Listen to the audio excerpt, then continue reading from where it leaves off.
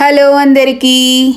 ఎప్పుడన్నా చలిగా ఉన్నప్పుడు, వర్షాకాలంలో మాకు ఇక్కడ స్నో పడినప్పుడు అందరం ఇంట్లో ఉండి ఏదన్నా మూవీ పెట్టుకుని తినాలి అనుకున్నప్పుడు త్వరగా అయిపోయే స్నాక్ రెసిపీ అండి. ఇది చాలా క్విక్గా చేసేసుకోవచ్చు. వాటర్ ఏమి పోయకుండా ఆనియన్స్లో ఉండే వాటర్తోనే మనం పిండి కలుపుకున్నప్పుడు చాలా క్రిస్పీగా వస్తాయండి. అలా చేశాను ఈరోజు. పెద్ద ఆనియన్ని కట్ చేసుకున్నానండి స్లైసెస్ లాగా.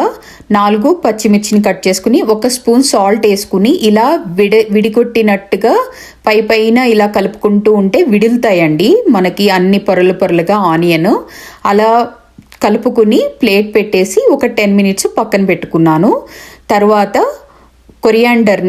కొత్తిమీరని చిన్నగా చాప్ చేసుకుని 1 స్పూన్ వరకు అందులో వేసుకుని 1 స్పూన్ జీలకర్ర 1 స్పూన్ వాము 2 వేసానండి. బాగా కలుపుకున్నాను వాటర్ వచ్చేలాగా. తర్వాత శనగపిండి 3 స్పూన్స్, బియ్యపిండి 2 స్పూన్స్ వేసుకుని బాగా నొక్కుకుంటూ ఆనియన్స్ని కలుపుకుంటే అందులో నుండి వాటరు ఈ పిండిలకి సరిపోతుందండి. ఏమి వాటర్ పైనుండి పోయినక్కర్లేదు.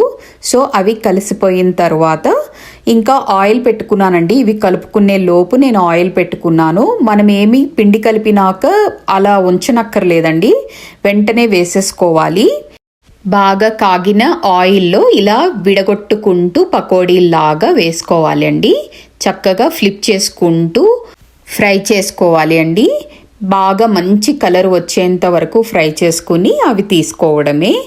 ఇవి బయట తీసిన తర్వాత కూడా ఇంకా కలర్ వస్తాయండి. సో కొంచెం డార్క్గా కాకుండా రెడ్గా కొంచెం కలర్ అయితే సరిపోతుంది. బయటకు తీసిన తర్వాత కూడా ఇవి కలర్ వస్తాయి.